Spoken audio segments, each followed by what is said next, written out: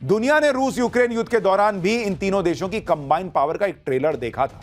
जब पूरा यूरोप और अमेरिका छाती पीटता रह गया और रूस को धमकियां देता रह गया, तब भी भारत और चीन की मदद से रूस खड़ा रहा और दुनिया इन तीनों देशों का कुछ बिगाड़ नहीं पाई, ना आज बिगाड़ पा रही। भारत, रूस और चीन अगर साथ आ गए तो यह अमेरिका के राष्ट्रपति ट्रंप के लिए सबसे बड़ा झटका साबित होगा, क्योंकि रूस और चीन लंबे समय से डॉलर को चुनौती देने की कोशिश कर रहा है। चीन और रूस के बीच ज्यादातर व्यापार अभी चीन की करेंसी युआन में हो रहा है। भारत और रूस के बीच भी व्यापार के लिए डॉलर के बजाय किसी और पेमेंट मोड अपनाने की तैयारी चल रही है। ब्रिक्स में शामिल ब्राजील, रूस, भारत, चीन और साउथ अफ्रीका भी डी डॉलराइजेशन की बढ़ चढ़कर बात करते रहे। अब अगर रूस, भारत और चाइना के तहत आरआईसी के तहत रूस, भारत और चीन ने साथ मिलकर डॉलर को अगर नकार दिया बॉस, तो यह डॉलर की दादागिरी को खत्म कर सकता है। ट्रंप जिस तरह से दादागिरी दिखाने का प्रयास करते हैं, अगर भारत चीन साथ आ गए, रूस साथ आ गया, तो ट्रंप की सारी हेकड़ी निकल जाएगी एक बार, क्योंकि भारत और चीन सबसे बड़े मार्केट है बॉस। अगर दोनों देशों ने अमेरिका में सामान बेचना बंद कर दिया और अमेरिका का सामान भारत में बिकने देना बंद कर दिया या कम भी कर दिया, तो अमेरिका की हवा टाइट हो जाएगी बॉस। यह बात ट्रंप भी समझ रहे हैं, इसलिए वो अब धमकी देने पर उतर आए। आरआईसी की चर्चा के बीच ट्रंप ने धमकी दी है कि जो भी देश डॉलर को कमजोर करने की कोशिश करेगा, अमेरिका उस पर 150% टैरिफ लगा देगा। ट्रंप के सहयोगी लिंडसे ग्राहम ने ट्रंप के हवाले से चेतावनी दी कि भारत और चीन अगर रूस से तेल खरीदना बंद नहीं करते तो अमेरिका उनको बुरी तरह बर्बाद कर देगा। तुम क्या बर्बाद करोगे यार? तुम्हारी इकोनॉमी बर्बाद हो रखी है, तुम्हारे यहां बेरोजगारी बढ़ रही है और तुम भारत को बर्बाद करने आए हो, जो दुनिया की सबसे तेजी से बढ़ती अर्थव्यवस्था है। ट्रंप का इलाज कराओ अगर उनको ऐसा लगता है भाई कि वो भारत को बर्बाद कर देंगे। ट्रंप की हालत कितनी खराब हो रही है आप इसी से अंदाजा लगाइए, क्योंकि भारत, रूस और चीन साथ आ गए तो पूरा वर्ल्ड ऑर्डर चेंज कर देंगे और अमेरिका का दबदबा खत्म हो जाएगा। लेकिन आरआईसी दोबारा शुरू होगा या नहीं, इसका फैसला नरेंद्र मोदी को करना है, जिनकी विदेश नीति का एक ही मंत्र है, इंडिया फर्स्ट। पीएम मोदी को पता है कि चीन पर कभी भी पूरी तरह से भरोसा नहीं किया जा सकता। मोदी को पता है कि चीन से हाथ मिलाओ, लेकिन जरा ध्यान से और चौकन्ना रहे। मोदी सरकार अभी यही कर भी रही है। चीन ने भारत से संबंधों को बेहतर करने के लिए हाथ तो आगे बढ़ा दिया है। भारत ने चीन की सैन्य और डिप्लोमेटिक घेराबंदी करके ही हाथ मिलाने के लिए हामी भरी। आप देखिए कि भारत आरआईसी में शामिल होगा, उससे पहले ही चीन बॉर्डर पर भारत ने अपनी सैन्य तैनाती बढ़ा दी। लद्दाख में राफेल की तैनाती के लिए परमानेंट हवाई पट्टी बनाकर तैयार कर दिया। इसके अलावा एलओसी पर आकाश प्राइम और S-400 जैसे एडवांस एयर डिफेंस सिस्टम खड़े कर दिए। लद्दाख से लेकर चिकन नेक और नॉर्थ ईस्ट तक चीन बॉर्डर सिक्योरिटी टाइट की हुई है। हिंद महासागर में सबसे एडवांस युद्धपोत सबमरीन की तैनाती हो चुकी है। समुद्र में एडवांस मिसाइलों की टेस्टिंग लगातार चल रही है। यानी भारत चीन से अगर दोस्ती करने की दिशा में बढ़ने का भी सोच रहा है, तो भाई जैसे फिल्मों में नहीं दिखाता है कि आप मिलने भी गए ऐसे आदमी से जिस पर भरोसा नहीं किया जा सकता है, तो पूरा 4 ठो खोस के गए, वैसे ही भारत ने तैयारी की हुई है कि पूरा एकदम तैयारी कर दो, चीन को पता रहे कि धोखा देना बहुत मुश्किल है। यह मोदी सरकार की विदेश नीति का दम है कि जो चीन हमेशा पाकिस्तान की साइड लेता था, वो भारत की तरफ दोस्ती का हाथ बढ़ा रहा है। अंतर्राष्ट्रीय डिप्लोमेसी में बड़े देशों के बीच संबंधों का बेहतर होना हमेशा तनातनी से बेहतर होता है। भारत चीन को लेकर उसी दिशा में आगे बढ़ रहा है। पिछले साल अक्टूबर में पीएम मोदी और चीन के राष्ट्रपति शी जिनपिंग ने रूस में ब्रिक्स सम्मेलन के दौरान मुलाकात की थी। गलवान संघर्ष के बाद यह मोदी और शी जिनपिंग की पहली द्विपक्षीय बैठक। इसके बाद पिछले महीने यानी जून में रक्षा मंत्री राजनाथ सिंह और एनएसए अजीत डोभाल चीन गए, एससीओ की बैठक में हिस्सा लिया। अभी 13 जुलाई को ही भारत के विदेश मंत्री एस जयशंकर ने चीन की यात्रा की थी, जहां उन्होंने शी जिनपिंग समेत कई बड़े मंत्रियों के साथ बैठक की थी। अब कुछ लोग पूछ रहे हैं कि चीन के साथ हाथ मिला ही क्यों रहे हो, लेकिन वो ये नहीं देख रहे कि चीन ने भारत की शर्तों पर हाथ मिलाने की शुरुआत की। चीन ने पहलगाम आतंकी हमले की निंदा की, आतंकवाद के खिलाफ भारत का साथ देने का भरोसा दिया, एलएसी पर देप्सांग और डेमचोक जैसे विवादित इलाकों से अपनी सेना को पीछे हटाया। 6 साल बाद मानसरोवर यात्रा दोबारा शुरू हुई है। जब चीन भारत से दोस्ती करने के लिए कई कदम उठा रहा है और उठा चुका है, तब भारत ने भी एक कदम आगे बढ़ाया। भारत सरकार अब चीनी पर्यटकों को फिर से वीजा देने जा रही है। भारत 5 साल बाद यह सेवा फिर से शुरू करेगा। जून 2020 में हुए गलवान संघर्ष के बाद चीनी पर्यटकों पर बैन लगा दिया गया था। अब चीन के पर्यटकों के लिए 24 जुलाई से भारतीय वीजा सर्विस दोबारा शुरू होगी। यानी भारत बहुत फूंक फूंक के कदम आगे बढ़ा रहा है। भारत चीन के साथ रिश्तों को रीसेट तो करना चाहता है, लेकिन बहुत ध्यान से। क्योंकि दोनों का आपसी क्लैश भी तो है ना भाई। एक तो चीन पे भरोसा नहीं कर सकते, दूसरा भारत फास्टेस्ट ग्रोइंग इकोनॉमी है दुनिया में, तो चीन तो मतलब कितनी दोस्ती निभा पाएगा, कैसे दोनों कॉम्पिटिटर हैं तो साथ चलेंगे, ये एक सवाल तो रहता ही है। और चीन पे आंख मूंद के भरोसा किया भी नहीं जा सकता। प्रधानमंत्री मोदी की डिप्लोमेसी का दम देखिए। जो देश चीन के इशारे पर नाचते थे वो भी आज फिर से भारत के साथ दोस्ती करने के लिए बेचैन है। पीएम मोदी मालदीव को पटरी पर ला चुके हैं, श्रीलंका के साथ भारत के संबंधों को मजबूत किया है और सदियों से दोस्त रहे नेपाल के साथ रिश्तों को भी नई दिशा दी है। ये तीनों वो देश हैं जहां भारत के दुश्मनों के इशारे पर पिछले कुछ सालों में एंटी इंडिया नैरेटिव सेट करने की पूरी कोशिश की है। कहा गया कि ये देश भारत से दूरी बनाकर चीन के नजदीक जा रहे हैं, लेकिन जो लोग नरेंद्र मोदी की डिप्लोमेसी पर सवाल उठाते हैं वो देखें कि एंटी इंडिया नैरेटिव की कैसे हवा निकाल दी गई, और जो लोग भारत विरोधी माहौल बना रहे थे वो अब भारत और पीएम मोदी का गुणगान गा रहे हैं। अब मालदीव को ही देखिए। 2 साल पहले जब मालदीव में सत्ता परिवर्तन हुआ तो उसने चीन के इशारे पर भारत को तेवर दिखाने की कोशिश की, और दोनों देशों के बीच तनातनी उस वक्त और बढ़ गई जब पीएम मोदी के लक्षद्वीप दौरे की तस्वीरें सोशल मीडिया पर वायरल हुई। इन तस्वीरों को लेकर मालदीव के नेता और मंत्रियों ने पीएम मोदी के खिलाफ खूब बयानबाजी की, लेकिन जब भारत के लोगों ने मालदीव के टूरिज्म का बॉयकॉट करना शुरू किया तो मालदीव की पहले से डगमगा रही इकोनॉमी की हालत और खराब हो गई, क्योंकि मालदीव के टूरिज्म का सबसे बड़ा हिस्सा भारत से पहुंचने वाले पर्यटकों का है। इससे मालदीव लाइन पर आ गया। तो जो लोग पूछ रहे थे कि नरेंद्र मोदी ने एक फोटो खिंचवा लिया तो क्या हो गया, भाई फोटो ऐसा खिंचवाया कि पूरी फिल्म पलट गई है। पुराने रिश्तों का हवाला देकर अब भारत से मदद की गुहार लगा रहे हैं मुइज्जू। हालांकि पीएम मोदी ने बड़ा दिल दिखाया और मालदीव को आर्थिक संकट से उबरने में हरसंभव मदद का भरोसा दिया। इसी का नतीजा है कि आज मालदीव पीएम मोदी के लिए रेड कारपेट बिछाकर वेलकम कर रहा है। पीएम मोदी 25 और 26 जुलाई को 2 दिन के मालदीव दौरे पर पहुंचने वाले हैं और मालदीव के 60वें स्वतंत्रता दिवस समारोह में गेस्ट ऑफ ऑनर होंगे। कौन? प्रधानमंत्री मोदी।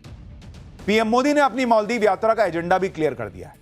पीएम मोदी ने मालदीव के दौरे को लेकर ट्वीट किया और लिखा कि यह साल दोनों देशों के बीच राजनयिक संबंधों की शुरुआत की 60वीं वर्षगांठ मना रहा है। वो राष्ट्रपति मुइज्जू और दूसरे पॉलिटिकल लीडरशिप के साथ अपनी बैठकों का इंतजार कर रहे हैं ताकि आर्थिक और समुद्री सुरक्षा पर साझेदारी के ज्वाइंट विजन को आगे बढ़ाया जा सके और हिंद महासागर क्षेत्र में शांति, समृद्धि और स्थिरता के लिए आपसी सहयोग को मजबूत किया जा सके।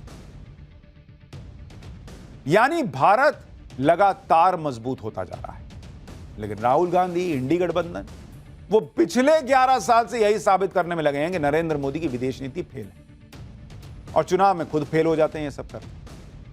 खैर, इस देश में ना तो फर्जी नैरेटिव चलता है ना फर्जी वाड़ा, और पाठशाला में अगला चैप्टर आपको देखना चाहिए। दुनिया में जो देश ही नहीं है उसका दूतावास खोलकर ठगने वाले महाठगों का हैरान कर देने वाला चैप्टर खोल रहा हूं। ठगी के दुनिया के वो बंटी बबली जिनके किस्से सुनकर पैरों तले जमीन निकल जाएगी, आज आपको देखना चाहिए। दुनिया ठगों और फर्जीवाड़ा करने वालों से भरी पड़ी है बॉस।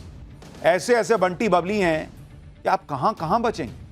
जिस तरह से साइबर अपराधी ठगी के लिए रोज नया पैंतरा लेकर आते हैं, उसी तरह बड़ा गेम करने वाले ठग भी नए आइडिया के साथ मार्केट में आ गए। गाजियाबाद में तो एक शख्स ने कंपनियों को चूना लगाने के लिए पूरा का पूरा दूतावास, एम्बेसी खोल दिया भाई। इस फर्जी दूतावास में जब पुलिस ने छापा मारा तो उनके भी कान खड़े हो गए, क्योंकि जिन देशों के नाम पर ठगी की जा रही थी वो देश तो दुनिया का मैप में भी नहीं है। पूरे देश में इस तरह के एक नहीं कई ठग अपना धंधा चला रहे हैं। कुछ दिन पहले बिहार में पुलिस ने ऐसे रैकेट का भंडाफोड़ किया जिन्होंने जमीन के रेट बढ़ाने के लिए खेतों के बीच फर्जी हाईवे बना डाला था। यही नहीं, गुजरात में तो आईपीएल के नाम पर फर्जी क्रिकेट टूर्नामेंट करवा दिया गया था, जिसमें खिलाड़ी भी फर्जी थे, टीम फर्जी थी, मैच फर्जी थे। ठगों ने ऐसा जाल बिछाया था कि रूस के लोग सट्टेबाजी के जाल में फंस गए। लेकिन भारत में जब भी ठगों का नाम लिया जाता है तो उसमें सबसे ऊपर नाम आता है नटवर लाल। नटवर लाल ने अपने शातिर दिमाग से ताजमहल, लाल किला और यहां तक कि राष्ट्रपति भवन तक को बेचने का दावा कर दिया। महाठगों के फर्जीवाड़े और ठगी के कैसे कैसे नए तरीके मार्केट में आ चुके हैं, आज उसके बारे में आपको डिटेल से देखना चाहिए। लेकिन पहले ट्रेलर देखिए।